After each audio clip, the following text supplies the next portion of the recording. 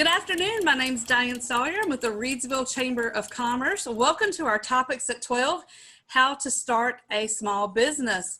We are very excited to have Ruben Gonzales with us.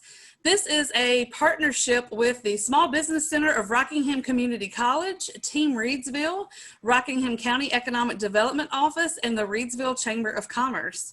This has been a webinar series in partnership with the Small Business Center Network through the state, and we have been so thankful to have Susan Reagan, who is our sponsor. If you registered for this event, you will receive a survey in the a survey link in your email, and we want you to take that, and we really appreciate it. If you're watching this on a playback, please send us an email. They'll be on the slides. There will be some contact information. We'd love to hear from you about how things are going, and if you have any questions, you'll be able to reach out to any of those resources.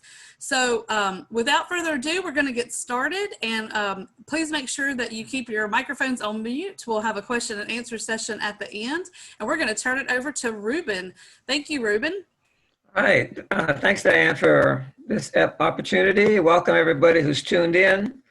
If I go too fast, I have a lot of slides to go by. So if I go too fast, you can always pick up that at the Chamber's website, replay the whole thing. So yeah, welcome. Obviously, today's session to start how to start a business, there's quite a few things to cover. I know everybody's got some particular questions too, so we will spend some time at the end answering questions. If we have to go over the hour, that's no problem for me. So as long as the technical people can go over that hour, we want to make sure we have an opportunity to answer everybody's questions. I know some people come to these sessions with some specific questions in mind, and then of course they got to sit through a bunch of other stuff that they might not be interested in. But so let's have just a general presentation, a lot of information, but certainly if you have a specific question, I'll be happy to respond to that later on. So yeah, I'm Ruben Gonzales. Here's some information here. I have my website and my email address. So again, if you have questions, I'll be happy to respond to those as well. For those of you who can't read quickly, that's businessplanforstartup@gmail.com. So yeah, if you have a question, I don't get to it, and something that's keeping you awake at night, I'll be happy to get to that and respond to that. So yeah, we're going to cover a lot of stuff today. I'm not going to go through each of these, but in detail, but I'll talk a little bit about personal skills and we usually have these same type of skill sets for all small business people or entrepreneurs, as we say. I'll talk about a little bit about the business plan and the role that plays, and talk about demand and the market analysis. Spend some time talking about government regulations, and I'm going to definitely give you a resource for that you can go to find out a little bit more about that topic. Again, we'll talk about pricing, resources, a little bit about taxes. Going to talk about some organizational structure as well. So yeah, quite a few things to go over. So hopefully we'll get to them all, but if we don't, well, we can catch up at either at the website or you can send me some email. All right, so yeah, we like to start off at personal skills because usually we see some specific skill sets we find with most small business people, entrepreneurs, as we say. You can see I got them all bullet points here, but I just hit about some of the top ones. Yeah, first one, of course, is, are you a leader? We find that skill set very prevalent in small business people, entrepreneurs. They like to lead, they like to get out front. That kind of leads us to this next one. They're very confident about what they're doing. The next one, they like to make their own decisions. The next one, they can do this in a responsible way, and so forth and so on. So yeah, it's certain skill sets we expect to see in small businesses. So I was director of business development for the City of Winston-Salem for a long time, and I probably worked with 500 or 600 different businesses. And this is typical skill sets we usually see in successful small business people. Among these here are one about halfway down the list here is flexibility. Are you flexible? Yeah, you got to be flexible in small business because you got to be ready to, as we used to say, roll with the punches. You have to be ready to face uncertainty as it comes. You have to be flexible, willing to change on a dime, so to speak. Things happen in small business. nothing's more a vivid example of this than what has hit small businesses during this COVID-19. Who knew, right? I've talked to businesses that were sailing along in January and February, and then mid-March, boom. By April, they were barely getting by as a business, gone from a very successful profit business to one that's barely hanging on. So yeah, you definitely have to be flexible. In the restaurant industry, that was turning from sit-in dining to takeout and drive-through and delivery. So if you're flexible enough and you're able to make that adjustment on the run, so to speak, that you might still be open. If you weren't flexible to make that adjustment, unfortunately, you might be having a really hard time now. And double, unfortunately, I know a lot of small businesses that just didn't make it and they ended up closing. So yeah, flexibility is a big thing in small business. One of the things we look at when you start a business is the business plan. I like the business plan for the following bullet points you see here on the screen. Everybody has to plan. I'm sure you all planned just to get online today to listen to this little presentation. So yeah, there's a lot of planning involved in business, especially if money's involved. If you're going to spend a lot of money on a business, you want to make sure you plan accordingly. So everybody plans. You plan to get up in the morning, plan what you're going to do with the kids, plan what you're going to do after work. So why not plan, your business? So every once in a while, I watch Shark Tank, and somebody's on there. They always brag about, wow, I never wrote a business plan. And I say, yeah, well, you might not have wrote a business plan. I bet you had a bunch of notes in a folder or something like that.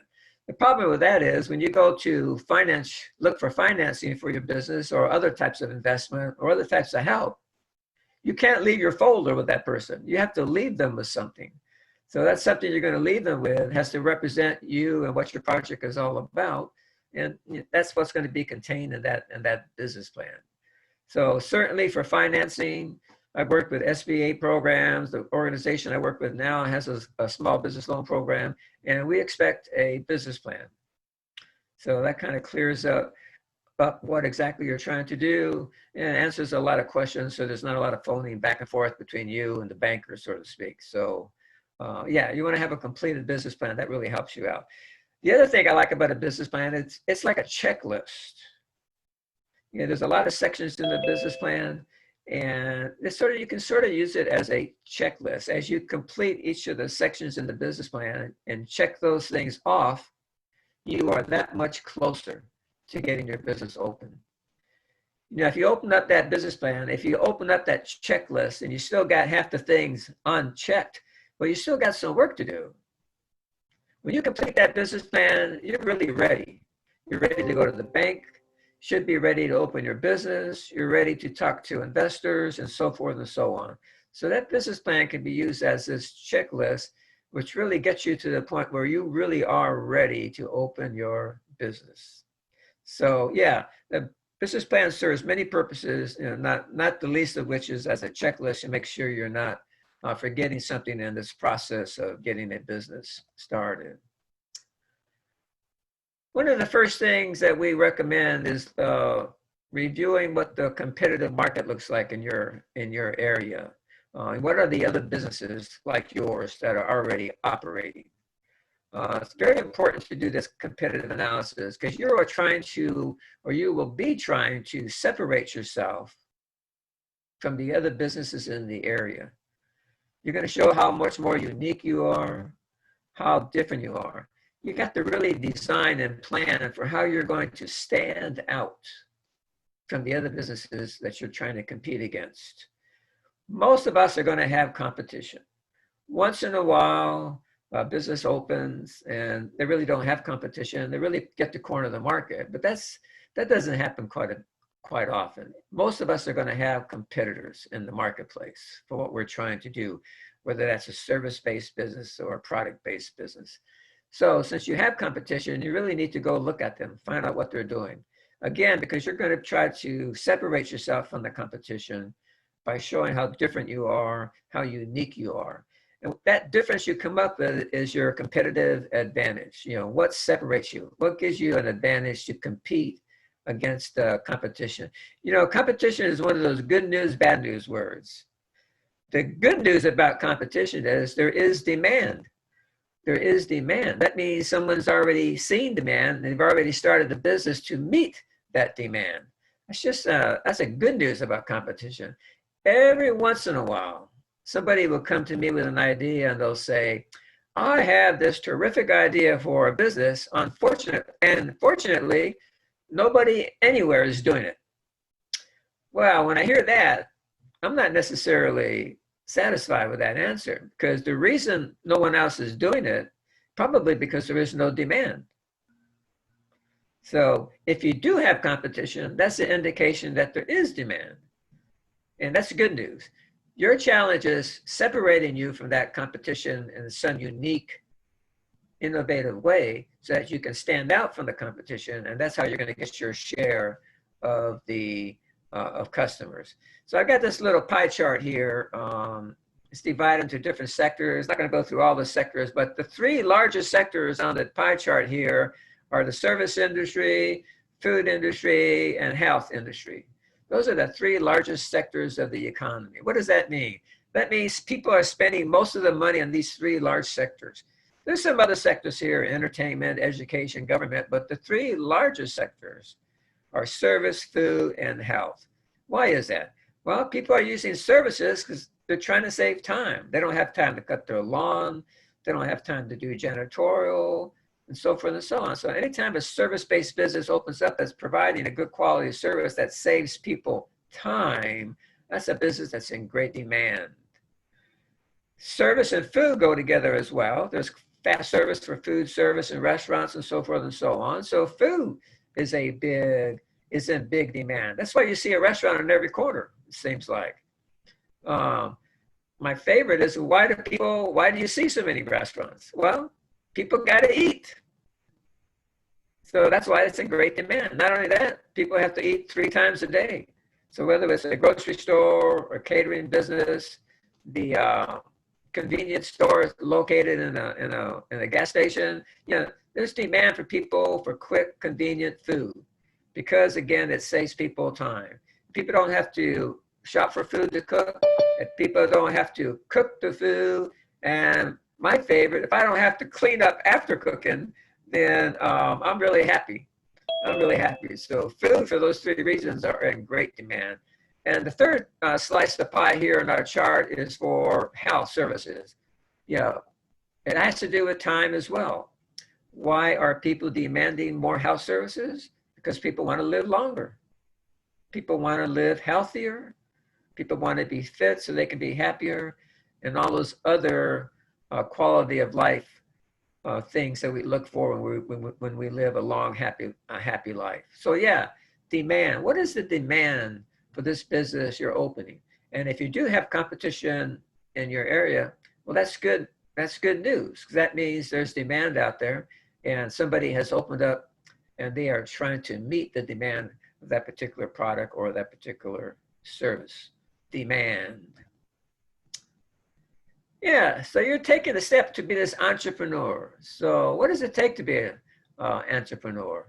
So I got at the very top there, passion. So you can throw a lot of words here. You can probably think of some stuff: passion, desire, drive, love. There's a lot of reasons why people take the plunge and want to be an entrepreneur. They want to be a small business owner. And you should have great passion, because as an entrepreneur, you work a lot of extra hours. If you think you're going to open a business and work 40 hours a week, that usually doesn't happen. It usually takes more time than that. Sometimes it takes 6-7 days a week as well. So you can't work 5 days a week, 40 hours a week as a business person. But if you have great passion for what you're doing, if you have a love of what you're doing, then you won't mind spending the extra time on your business. So you should make sure you open a business that you have great passion for, so you'll be willing to spend the extra time and effort necessary to make that business successful. There's some numbers you need to look at some point during the startup phase of getting your business started. Some of this you will have an opportunity to complete and a full business plan. But you need to look at the monthly cash in, monthly cash out of your business. And along with that, you need to figure out what your break-even point is. You do a break-even analysis.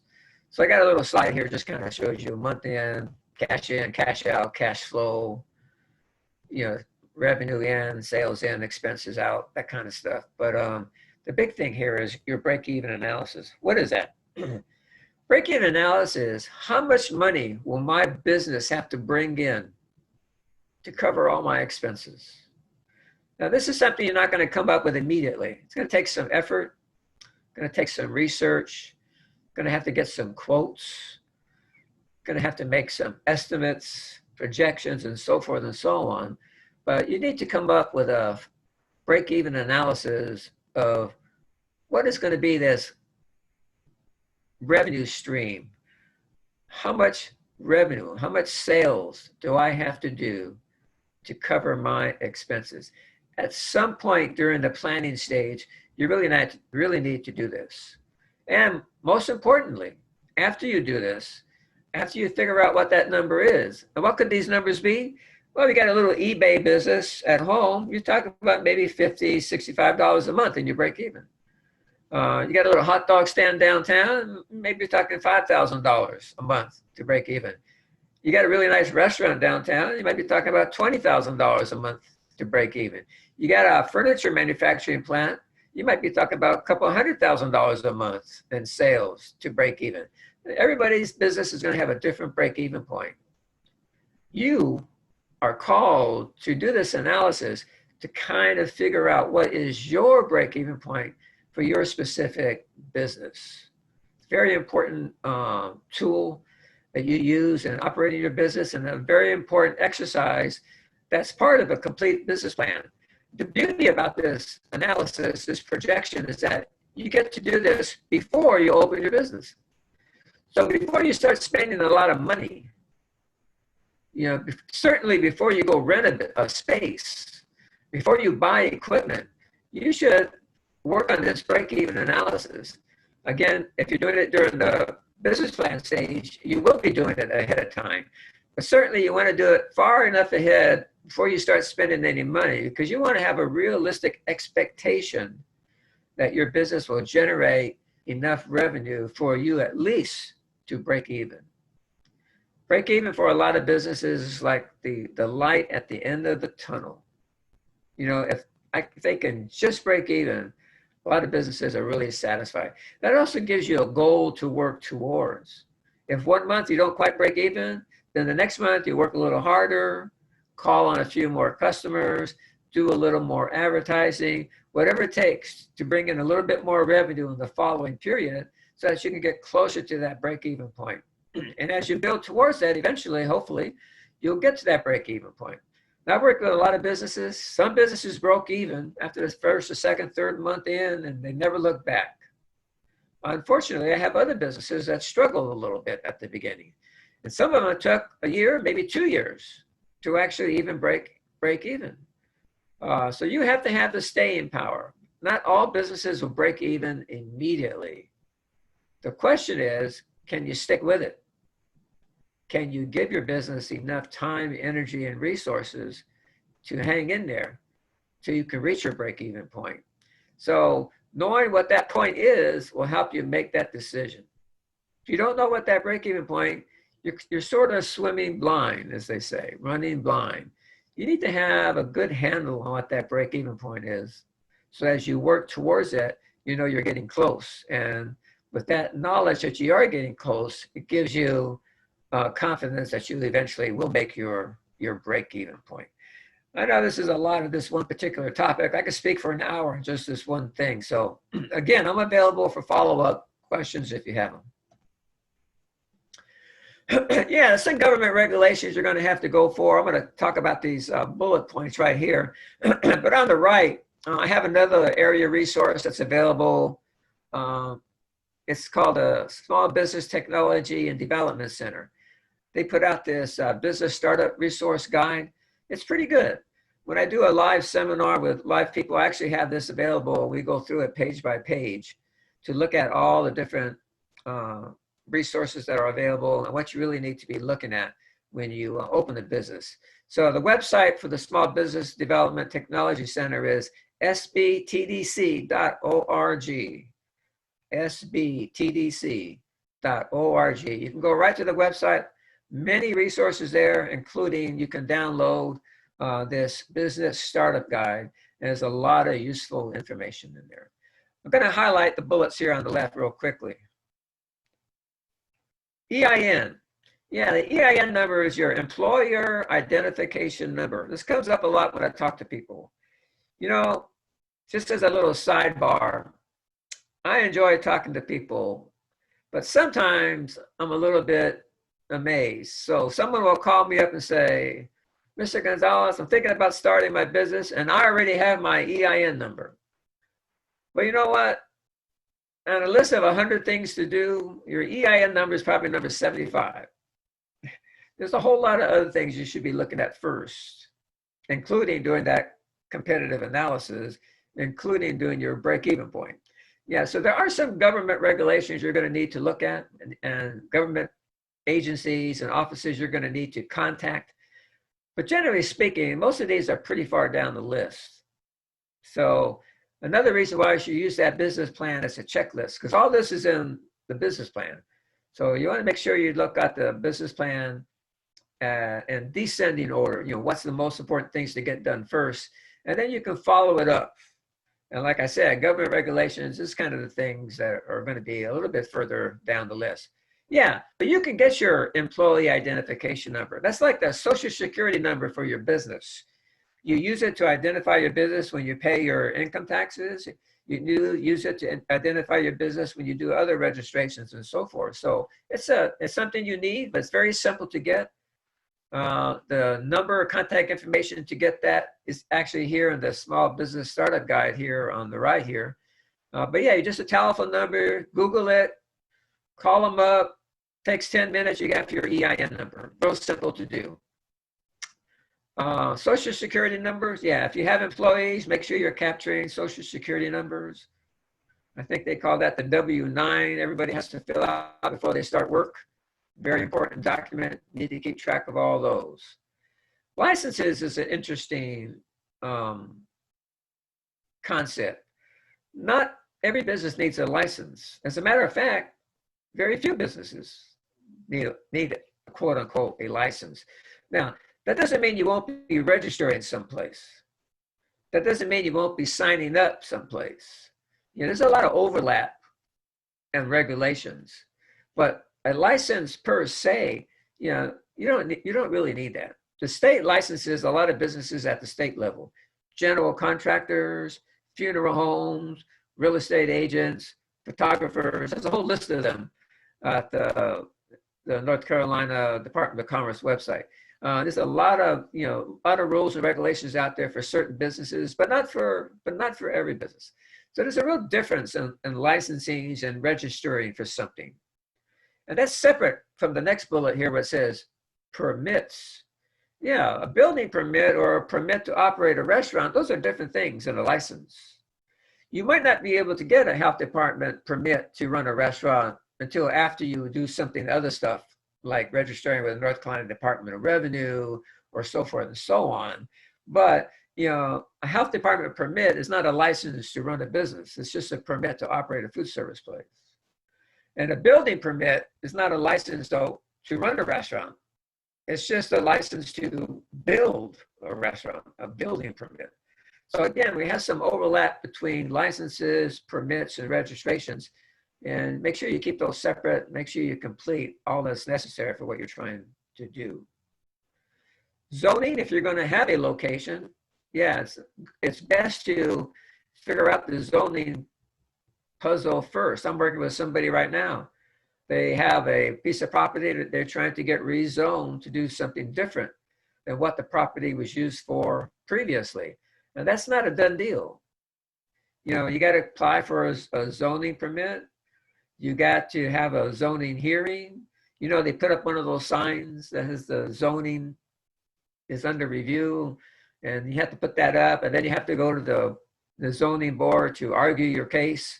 And then of course, all your neighbors show up and argue against you because they don't want what you're doing to come to their neighborhood.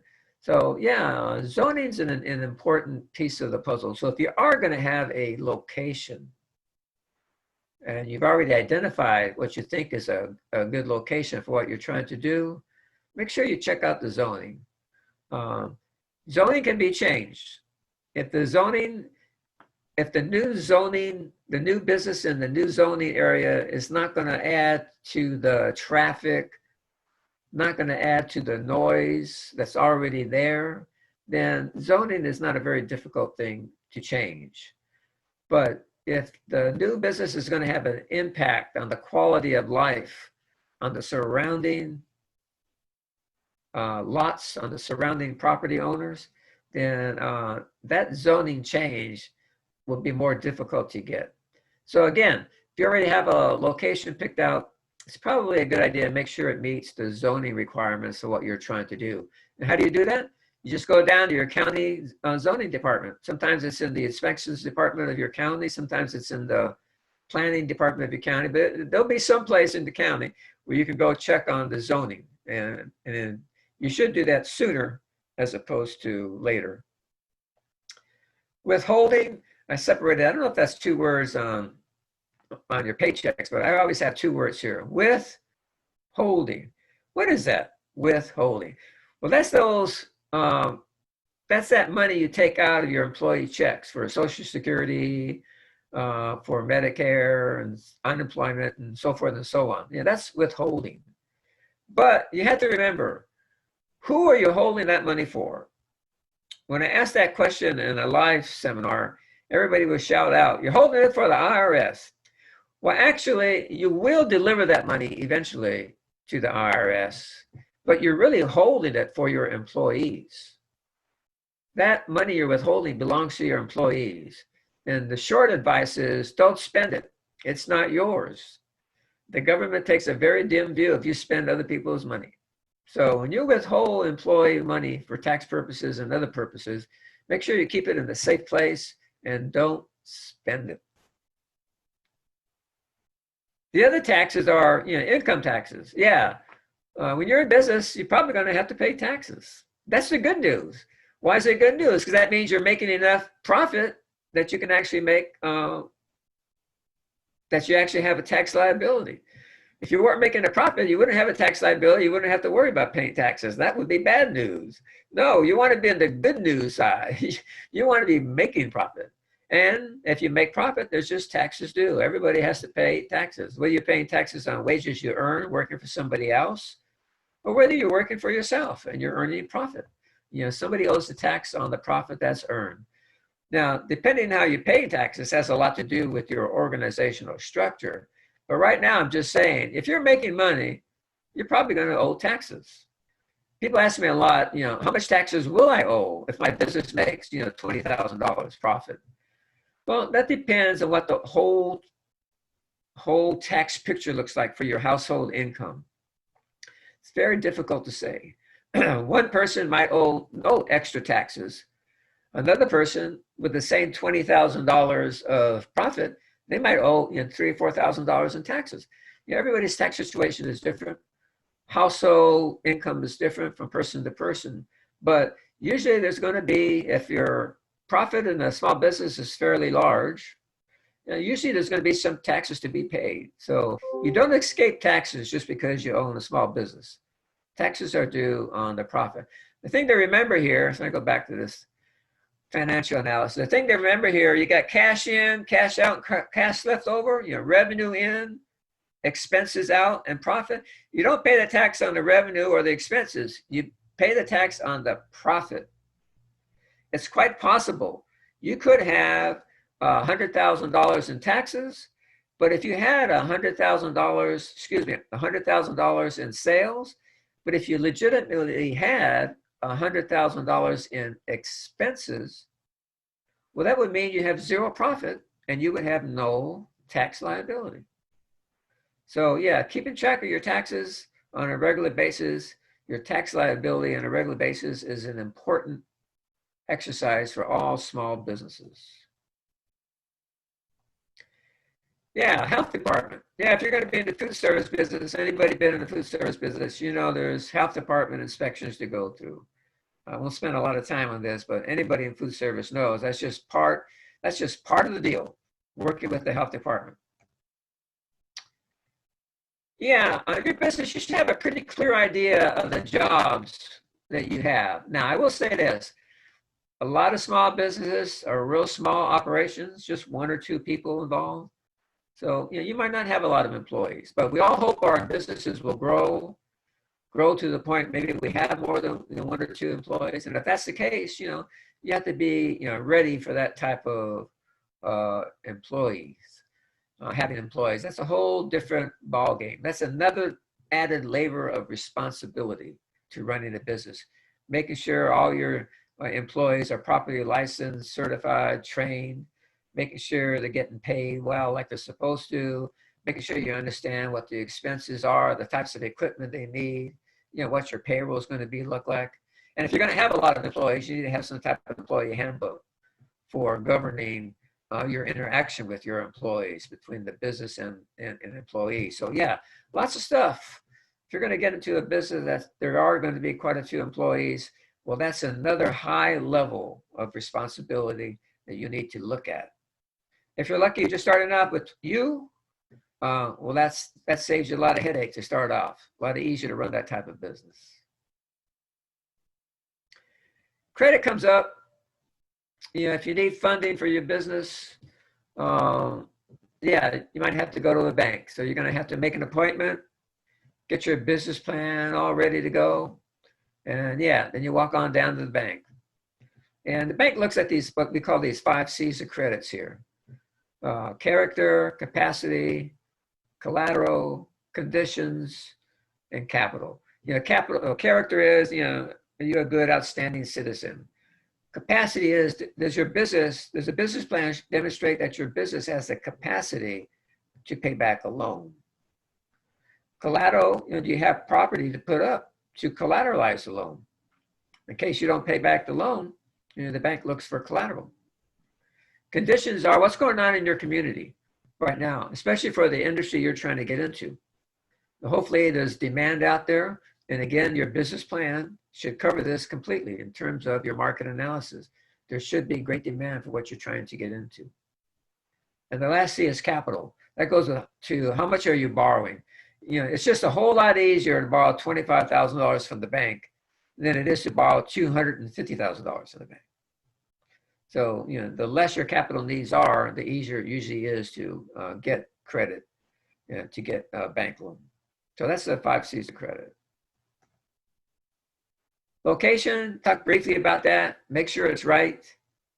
You know, a little schematic map I have here shows a location A and a location B. Location A is on the way from downtown to person's house. Location B is on the way from the person's house downtown to where they work. So you got one location A, one location B, and different businesses will be best located in either A or B. And I just gave you 2 quick examples and then we'll go on to the next slide. But if I was going to open up a Biscuitville fast food place, which location would I choose? You should be choosing B because people pick up breakfast on the way to work. On the other hand, if I had a grocery store, what would be the best location for that? That would be location A.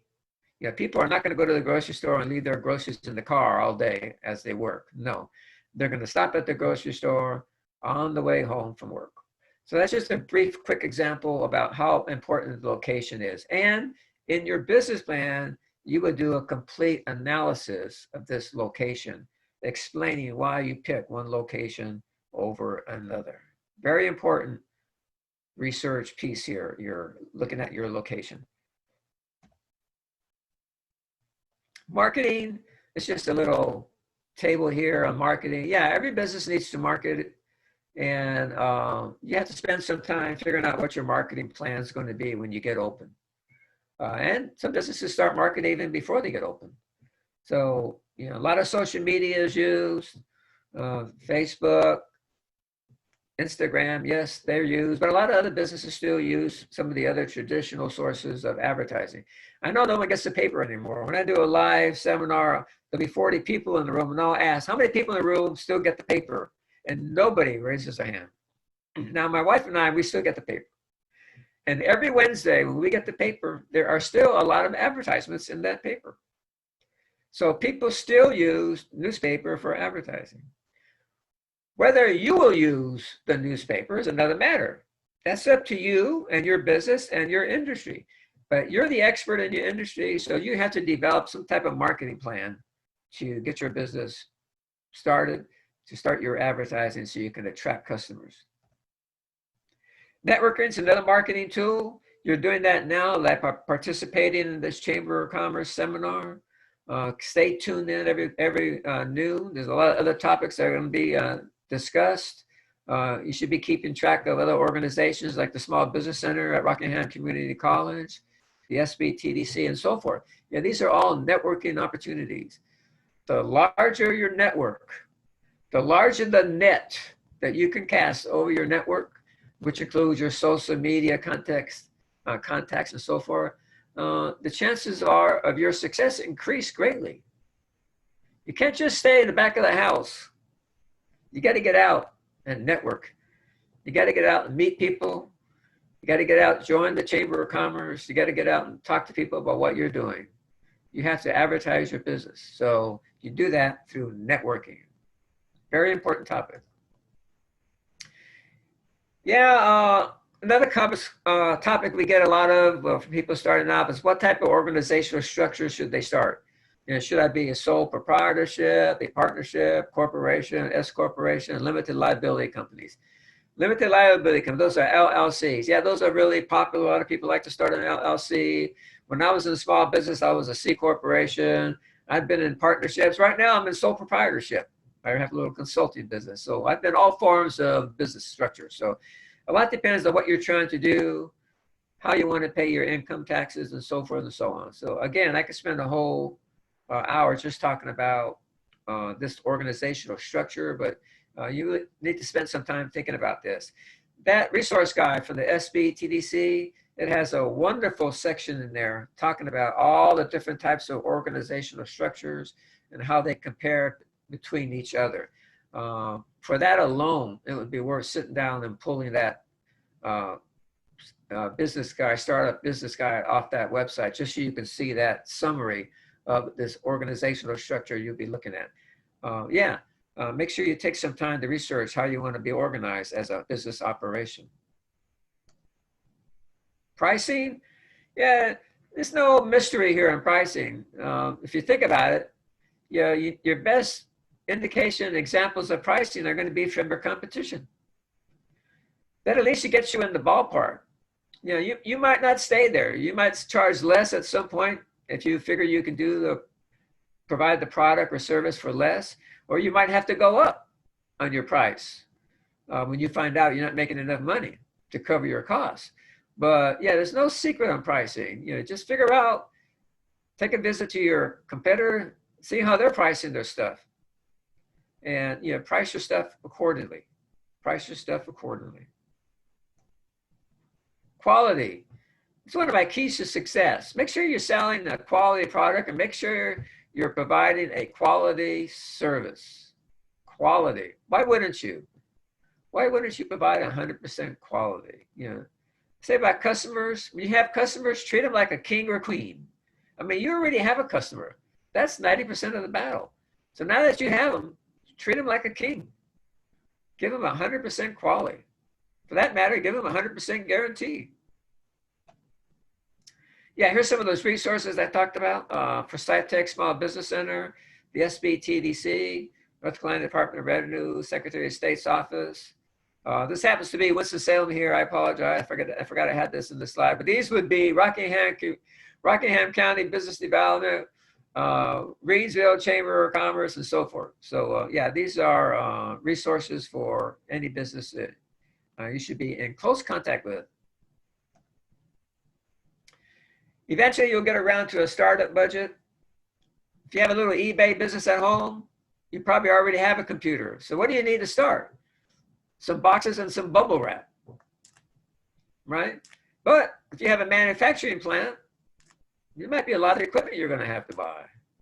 So, you know, one person might be get a business started for $1,000. I talked to a business not too long ago, you know, just to get started, we're talking $500,000 just to get started. So yeah, every business has a startup budget. You need to figure out what that is. And again, if you're completing that business plan, there is a section in the plan for this startup budget. And what's it going to cost you to get started? So again, that business plan comes in really good use as a very useful tool, working your way through this maze of getting the business started. Taxes, I talked about this a little bit earlier. Yeah, so again, you got revenue, money in, expenses going out, and profit. Yeah, you don't pay the tax on the revenue or expenses. You pay the tax on the leftover profit. That's what you pay your taxes on. And if you see behind that, it says estimated tax payments. Yeah, if you happen to have a tax liability, you have to send that tax to Uncle Sam. You can't wait till next April 15th. Well, I mean, you actually could, but you might get charged a penalty and interest. You really need to send your tax payments in on a timely manner. And for business purposes, the IRS asks you to send those in 4 times a year to this estimated tax payments. So yeah, everybody pays taxes. I'm real big on names. Make sure you take time thinking about the name of your business. It creates business recognition, makes your business easy to remember. Hopefully there's some pizzazz to it. Hopefully the same name as your business offers you the same ability to get your domain name the same, maybe even your email the same, and maybe even the corporation name you give your business. Maybe that's the same as well.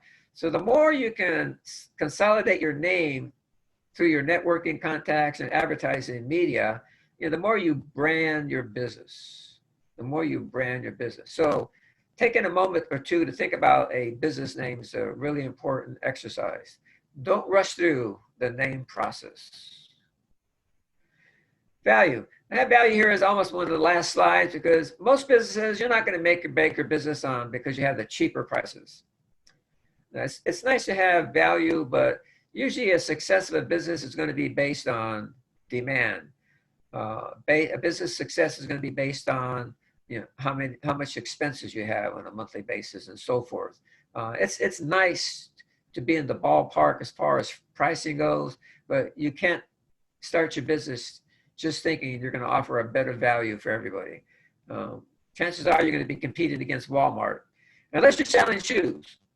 Walmart has the worst shoes, so you can compete against Walmart on shoes. Women are the 85% person. What does that mean? 85% of all purchasing decisions in the average American household are made by the female gender, 85%. So if your business already is a business that 85% person is looking for, if your business is already a business that 85% person has in demand that they want, then you're already well on your way to a successful business model.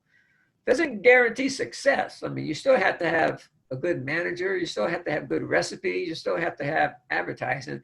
But yeah, appealing to the 85% person increases your chances of success. That doesn't mean the 15% person won't be successful. The business that addresses the demands of the 15% person, they can also be successful.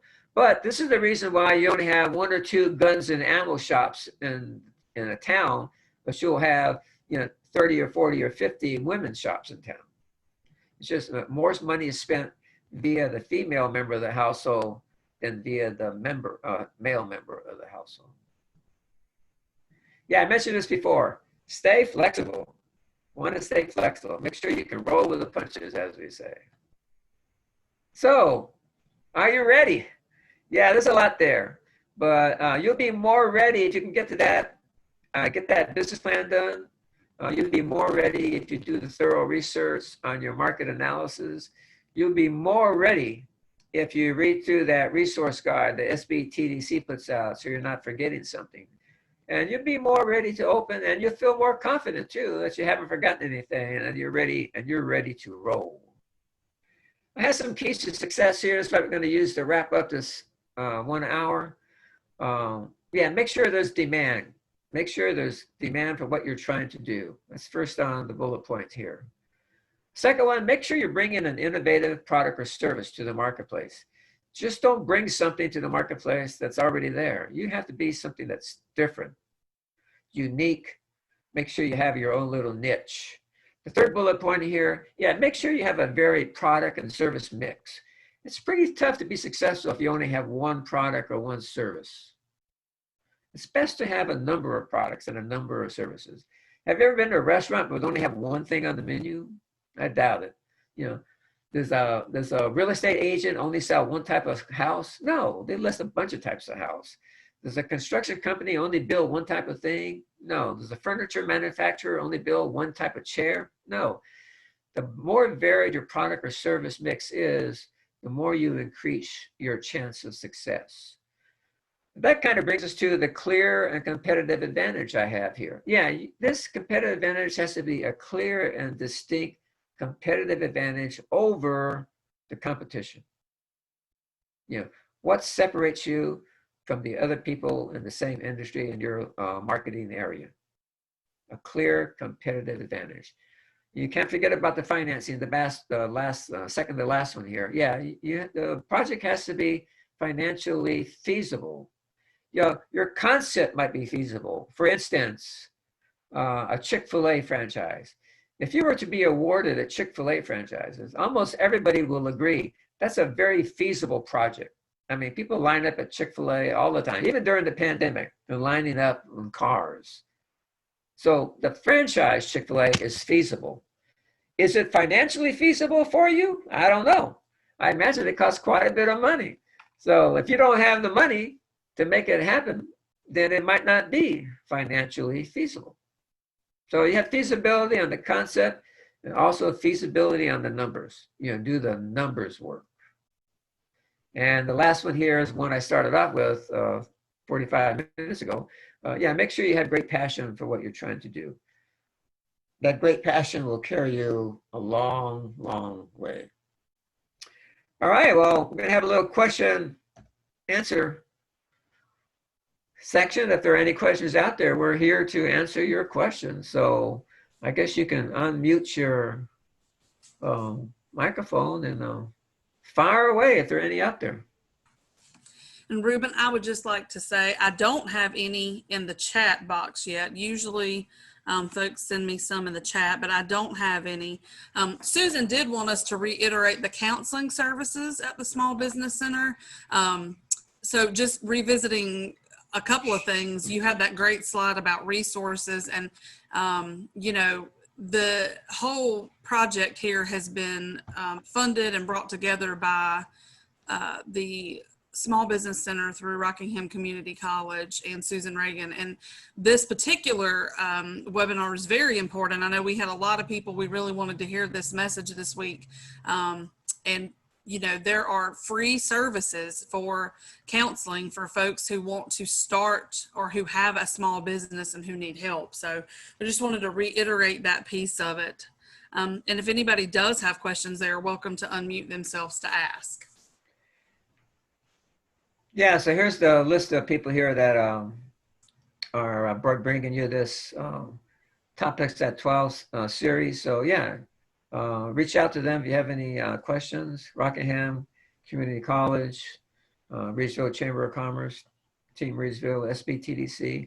So plenty of resources out there. You should never feel alone when you start a business. There's always a lot of resources available that can help you along your way. Well, Diane, I guess if we have no questions. Yes, sir. And we had some people just to say thank you so much. They had some who they said no questions, but thank you so much for the resources. So Ruben, thank you again for presenting. It was a wonderful webinar, and we will have this available midweek next week on the Reidsville Chamber Facebook and also on our website. So thank you, Ruben, for presenting, and it was a great time, and we'll see everybody soon. All right, great job, everybody. Thank you. Thank you all.